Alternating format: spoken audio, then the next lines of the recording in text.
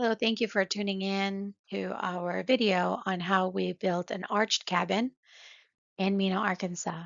This is called Shale Springs Retreat, and it is meant for our family as a vacation getaway. And we will also going to be renting it for short-term rentals. It is ADA compliant or wheelchair accessible to seniors and handicap, and really for regular folks who just want to have a cabin that's comfortable and quiet. Hope you enjoy the video. Thank you. So our property sits on 5 acres, and quite a bit of it is, as you can see, is a small lake or a big pond, however you want to define it. And when you stand on top of this hill, you can see a 360 view of the mountains. So what you're looking at is basically a range of the Rich Mountain uh, area, and we decided to put the cabin at the lower bank there after we found the septic tank. We found the first septic tank on top of the hill right away, but it took us quite a bit of hours of painstaking work trying to find a second one.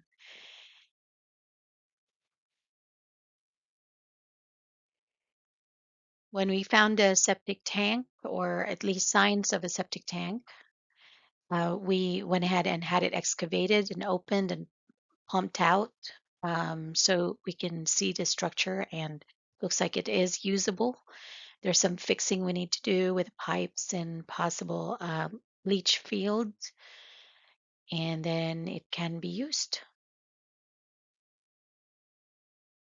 Well,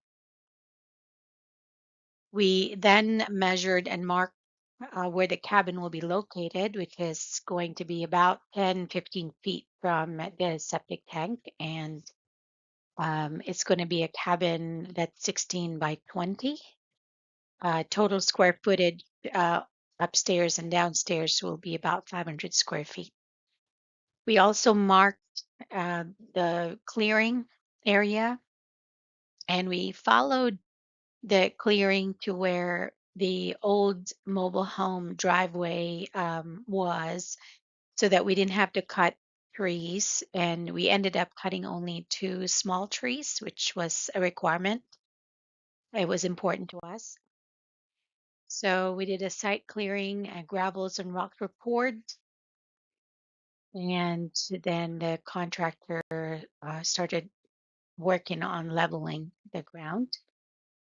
This is what it looks like from the main entrance, and it's about 300 feet from the main entrance of Rushing Lane in Mena. This area is a couple miles, I believe, from the edge of city limits, so we didn't have to have permits. And we used pier and beam for the foundation, and the subfloor was built and dried. It took us a while because there was a lot of rain, and then the metal cabin arrived as scheduled. The subfloor designed closer to the ground than most pier and beam, because we wanted this to be ADA compliant, and so we don't want a ramp that's too high. So it's going to be a shorter ramp, since the subfloor is at the front, which is toward farther from where you're looking at. It's the opposite side, is only going to be about 6 to 8 inches off the ground. So the ramp won't be so high. Couple guys, the guy on the left actually is the owner of Texas Arch Cabin, and our contractor, RJ Renovations, and put up the cabin racing. We helped, my husband and I helped as well. I did very little, of course. I took a lot of pictures, but the 3 guys worked on racing the cabin. Mostly the owner of Arch Cabins, Josh, and um, Ethan, the owner of RJ's Renovations. And that's my husband right there helping out. And we wanted to build the end caps first because it makes it easier to assemble the walls and roof after the end caps are built. Or it's actually easier to cut the OSB board to size after, you know, or before you put the roofing and walls. Otherwise, it will be really hard to measure and you'd have to template it and all that. So we did that way. And we used 2x4s. We notched it. I actually like doing the notches and with our equipment and screwed this to the metal, the first metal studs there, or I call it the rib, right? And this is really important because if you notice, the screws are closer to the edge here because we put the studs first on the end caps before we put the notch side stud. And you really want to do that first so that you can put the screw at the this middle and not have to wedge the tool at an angle when you're trying to screw it in. So anyway, that's one thing I would do at the very beginning. So there are areas of the end caps where I use pieces of wood. I just thought that would be easier if I cut them and then screw them to the end rib here. And the reason you want to cover every 2 feet is because you're going to have purring strips that run every 2 feet. And of course, you don't want to leave anything that you can't screw this purring strips to, right? So that's why I noted here that you do want to make sure that if you're going to do it this way, you measure it so that every 2, 4, 6, 8 feet you have the notch side that you can then screw your purring strips to. Header boards are 2x6 lumber. We went with this instead of the metal header boards. Um, you do want that. It just adds strength to your cabin. And this would be 2x6 lumber and OSB sandwiched together so that your 2x4 stud fits snugly against the headers. And we use screws for framing versus nails. That was my husband's preference. So this is what it looks like. This is about, I want to say a full day from the moment we put the cabin, I mean the ribs up, the frame, and it is about a day's worth of work. So that's what it looks so far. And this was the end of the second day. So I would say that the total number of days you're going to need to put up 16 by 20 ribs for about 4 to 5 people. Um, it probably will take you 2 to 3 days, but it was just my husband and I who did this. So, and then a couple people, right, helped put the ribs up. So this was the end of day 2. So I would say 5 days for my husband and I, a total of about 3, 4 days, and then one day for contractors, about 3 people, and finished the entire cabin. So that's 5 days right there. But I think you could do it faster if you have 3 to 4 people and they know what they're doing. My husband and I are amateurs to this, so we had to watch a lot of videos while we're because we can't recall all the videos we watched. So there was a lot of stop and go.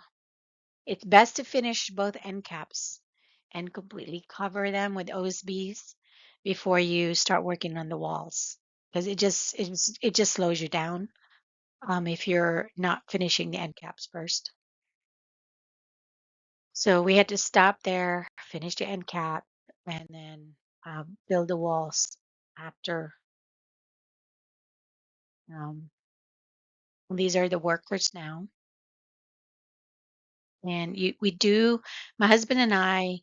and our son had to use ropes and ladders to pull the metal sheet on that third, I think that third part where, because we're short. Um, and they are heavy for a 16 by 20. So they're 20-foot long metal sheets.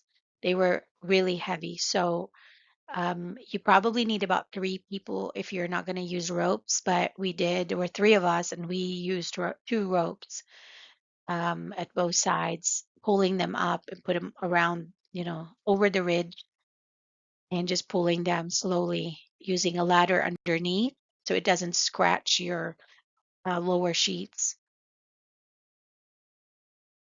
This is what it looks like now. The workers did not use ladder stabilizers. I would use ladder stabilizers if you're wanting to be safe. And we do own this platform here, so they use that as well.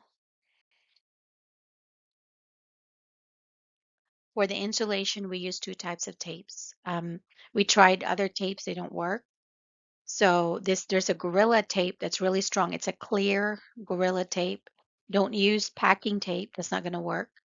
I cannot remember the name of it, but it's a clear tape that is for like maximum um, sticking. And we also use metal insulation tapes. And we use the metal insulation tapes on the insides. So far, the cabin is dry and there's still a lot of work to do, but we'll take it slow. A lot of it is going to be DIY, and possibly a couple workers will help us along the way. We are going to frame the windows, place the door, then have plumbing in place. We'll need some framing of the inside walls, and then do electric wiring, fix the septic tank, um, before we can do insulation and close the walls and do interior doors and finishing. For insulation, we'll be using rock wool. I have heard some great things about it, and around the bedroom walls inside, and I think the end cap side, we might be using some soundproofing rock wool. Then we'll be using 2 mini splits, one for the bedroom and one for the loft or living room area. And then we will build the front porch and decking. So for the walls, we plan to use drywall at the bottom at around 8 feet, and then finish the top part with cedar planks, possibly. So we're really excited. And then hopefully there'll be the loft is going to be about 7.5 feet at the lower uh, bottom of the joist.